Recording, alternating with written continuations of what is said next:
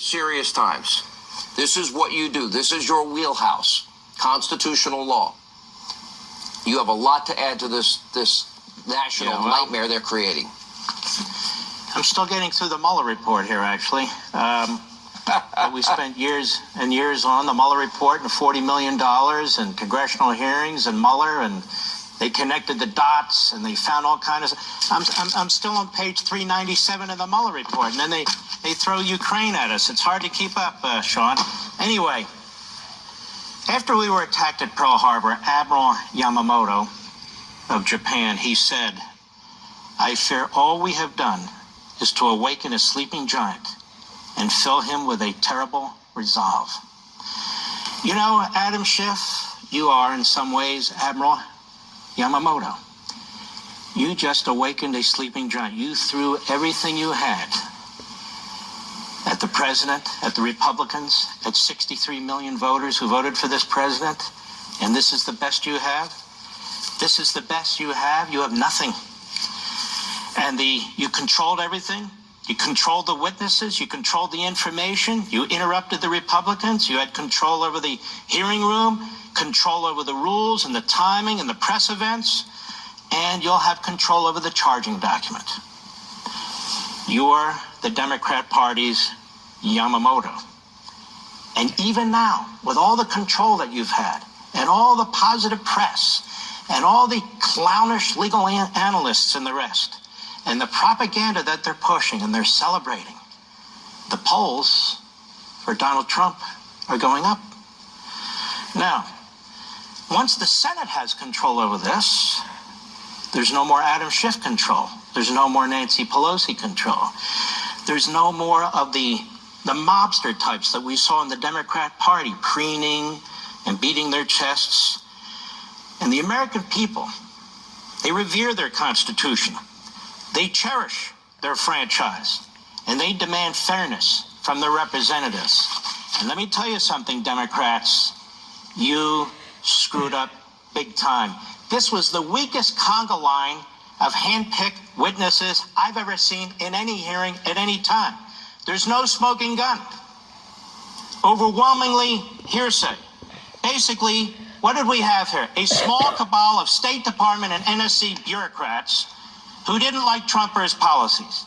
Yet every single one of them, when pressed by the Republicans, had to admit no bribery, no extortion, no quid pro quo, no impeachable offense. And the media thought, wow, with headlines that are incomprehensible.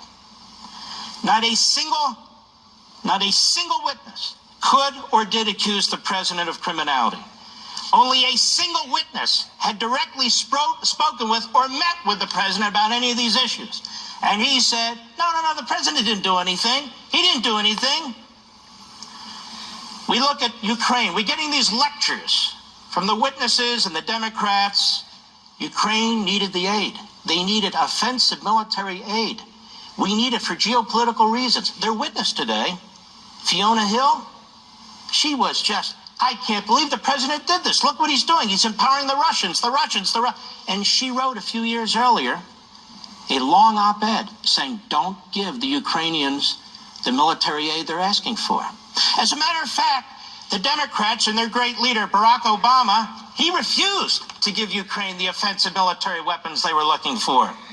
So despite all these bureaucrats testifying, they couldn't get the weapons that Ukraine wanted under Obama. There were no hearings. There were no headlines.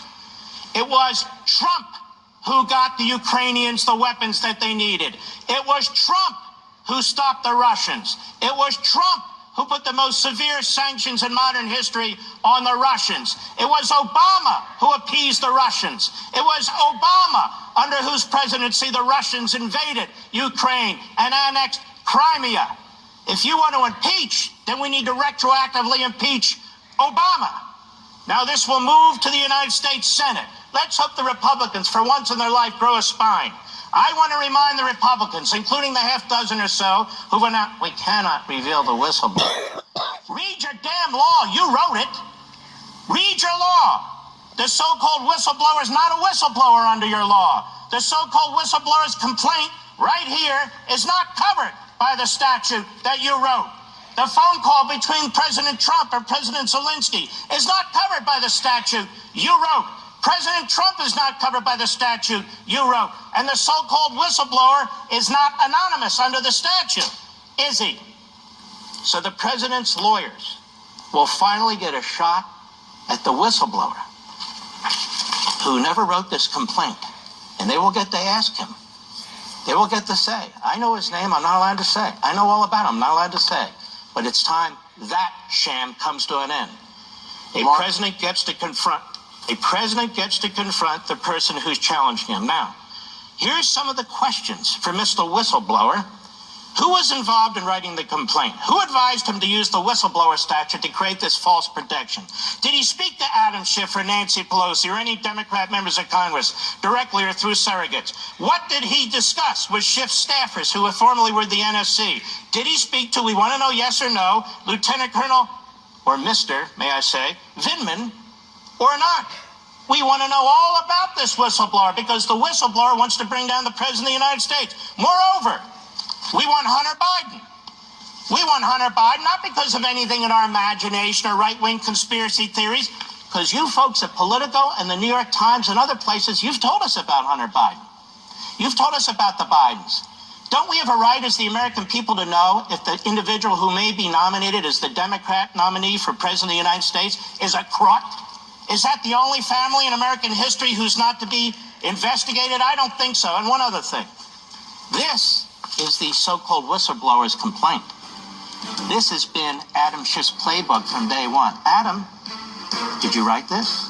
Adam, were you involved in writing this? Because Adam needs to be a witness too. We want to know all about Adam. We know he's a liar, but we need to put him under oath under penalty of perjury. When you go through this complaint, you can see this was Adam Schiff's playbook from day one, page after page after page. You know what this was? This was a shadowy exercise by Schiff, his staff, this whistleblower, the lawyers, and the Democrats to bring down the president.